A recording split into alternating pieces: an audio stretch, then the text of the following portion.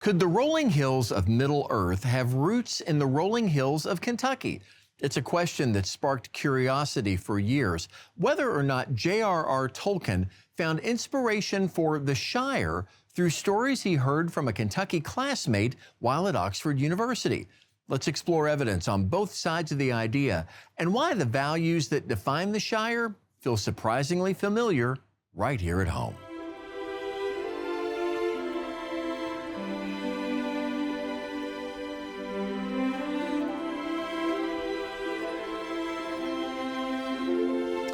In a hole in the ground, there lived a hobbit.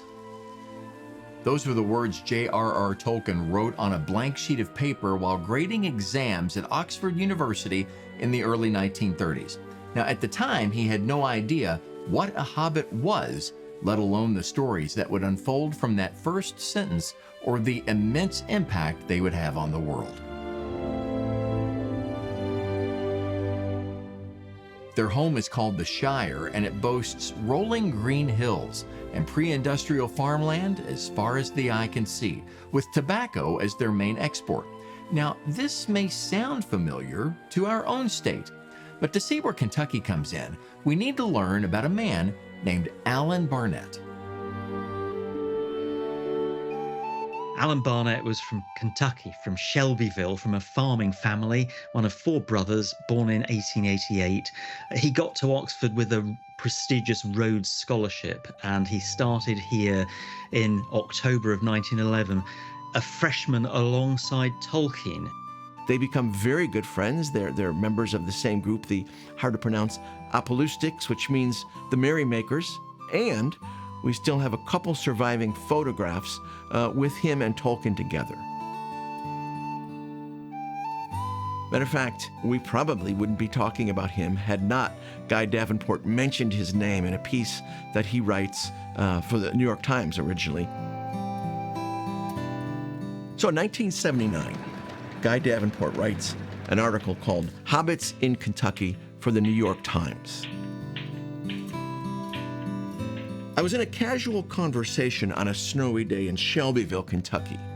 I forget how in the world we came to talk about Tolkien at all, but I realized I was talking to a man who had been at Oxford as a classmate of Ronald Tolkien, a distinguished lawyer, Allen Barnett. Imagine that, Barnett says. You know, he used to have the most extraordinary interest in the people here in Kentucky. He could never get enough of my tales of Kentucky folk. He used to make me repeat family names like Barefoot and Buffin and Baggins and good country names like that. So there it is, the article from the New York Times that starts this whole question about is Kentucky, and particularly Lexington and Shelbyville, the area around central Kentucky, a source for some, if not many, of the names that are used in the Shire by Tolkien. Now, can this be true?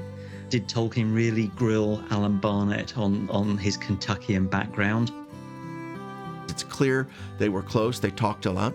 Tolkien would have been interested in all sorts of things in Kentucky, and he was interested in place names and how people talked, how they lived. And what's funny is Tolkien could have got them from here and then transported them back in his mind. It's hard to say.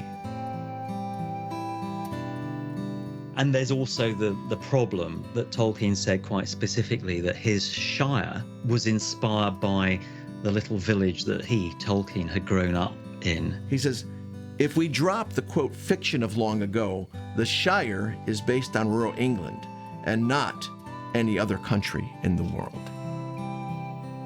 So that seems to certainly be the primary influence on the Shire, and the influence of Kentucky, I'm afraid, has to remain a question. Tolkien wanted the Shire to embody a kind of Englishness, and he wanted his mythology to be a mythology for England. But in truth, it's become a mythology for much of the planet. Kentuckians, of course, probably have as much reason to identify with the Shire as anyone does. And those values of community and caring for each other, helping each other, sharing fun together. It's easy to see why Kentuckians might feel at home in the Shire. After all, community and the joy of being together have always been a part of life here. And for some folks, these values have become something you can walk into.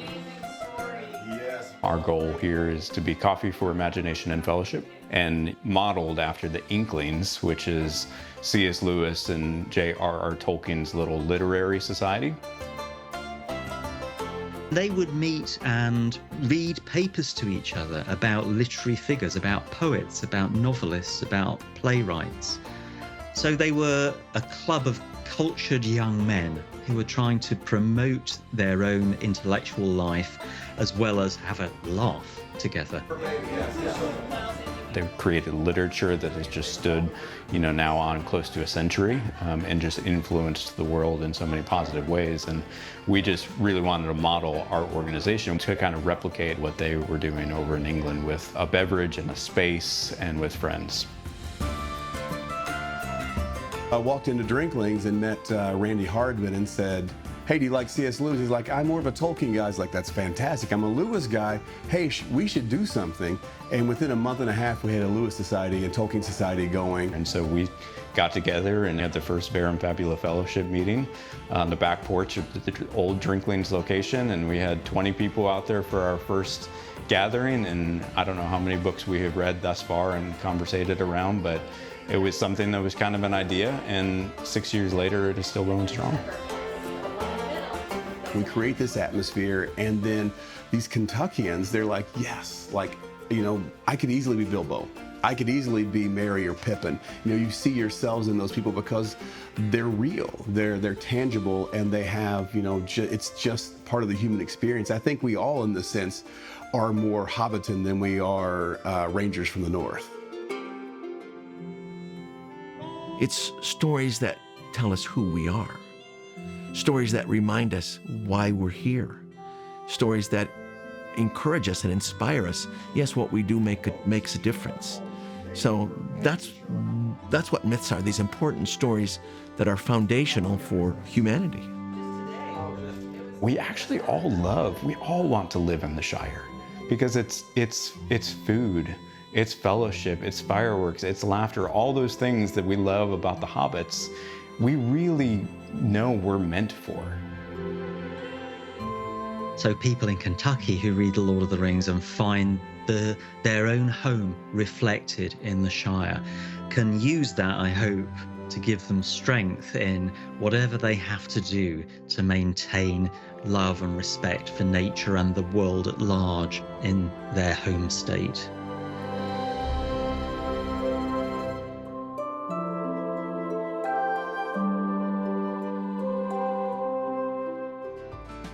Hey everybody, I'm Chip Holston, your host for Kentucky Life. Now, if you like that story and maybe you want to explore more of what Kentucky has to offer, here's what you got to do. Just click that subscribe button for more great content.